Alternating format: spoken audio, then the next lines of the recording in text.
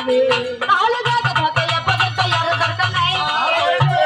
ওই যে ছোট ছোট কালি হবে শুনিবে সবাই, মদের ছোট ছোট কালি হবে শুনিবে সবাই। তাকে ক্ষমতে থাকিয়া দেখো বিকর্ম করিলাম, ওরে ক্ষমতে থাকিয়া দেখো বিকর্ম করিলাম।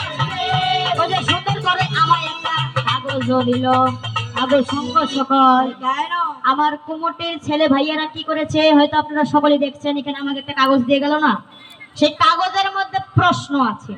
তো যেহেতু ছোট ছোট পালিগুলা করব, আর প্রশ্ন করা কিন্তু খুবই সহজ, উত্তর দেওয়া কিন্তু খুবই কঠিন, তাই না বাবা?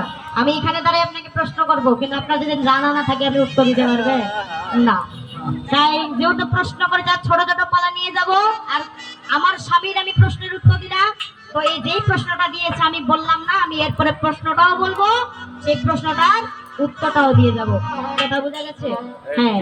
আর যদি প্রশ্ন করার থাকে আমি কুমুটি ভাইয়েদেরকে বলবো যে আসলে কাগজ দেওয়ার কোনো দরকার নাই, আমাকে দিবেন, নিচে দিবেন, তার পরবর্তীতে এসে আমরা দুই সরকারে উত্তর দিয়ে যাব। তাহলে উত্তর দিব মোরা সমাধি আমার, তাহলে উত্তর দিয়ে যাব মোরা সমাধি আমার।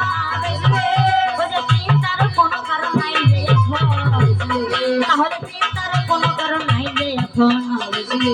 তাতে স্বামীর প্রতি আমার প্রশ্ন থাকিবে, তাতে স্বামীর প্রতি আমার প্রশ্ন থাকিবে। ওই যে সুন্দর করিয়া কথা শুনিবে সকলে, আগে সঙ্গ সকল জ্ঞান। প্রথম পালাতে আমি জিজ্ঞাসা দিয়েছি, সেও জিজ্ঞাসা দিয়েছে, জিজ্ঞাসার দিন শেষ, এখন থাকবে প্রশ্ন। তো আমার স্বামীর প্রতি একটা প্রশ্ন, যে তুমি যে শিব ভোলানাথ, আজকে তোমার যে রূপটা, সেই রূপটা তো তোমার শিব ভোলানাথের রূপ না। হ্যাঁ, কারণ শিব ভোলানাথ এত খোলদা না, হ্যাঁ শিব ভোলানাথ এরকম না। সে সব খাই বসে না, তার শরীর, তার যে পেটের ভুঁড়ি থাকবে, তার যে রূপ, তাকে দেখে মানুষ ভয়ে কাঁপবে। তোমার তো ওই রূপটা নাই। তো যেহেতু তুমি ভূমিকায় আছো, তো আমি একটা জিনিস লক্ষ্য করলাম যে স্বামী তোমার মাথায় আমি দেখতে পাচ্ছি তাকে একটা নারীকে, সেই নারীটাকে গঙ্গা দেবী, মানে আমার সতী, সেই গঙ্গা দেবীকে দেখতে পাচ্ছি। তো আমার জিজ্ঞাসা, তুমি শিব, আমার পায়ের নিচে, তোমার উপর আমি পা চড়াই দিয়ে আছি, কিন্তু আমি নারী হয়ে তোমার উপর পা চড়াই দিয়ে আছি, কিন্তু সে ফের নারী হয়ে তোমার মাথার উপরে চড়ে আছে।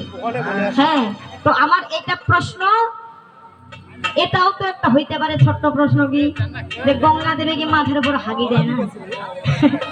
গঙ্গা দেবী কি মাথার উপরে পেশাব করে দেয় না? কথা বোঝা যায় বাবা? তো সেই নারীটাকে যে তুমি রেখেছো আমার সতীনকে, এটা কেন সে তোমার মাথার উপরে কেন থাকলো, এটা প্রশ্ন। আরে সুন্দর করে এসে বুঝাইয়া যাবে, আরে সুন্দর করে এসে বুঝাইয়া যাবে, আমিও শুনিব কথা শুনিবে সকলে, ভাইরে আমিও শুনিব কথা শুনিবে সকলে। তাহলে যার থাকে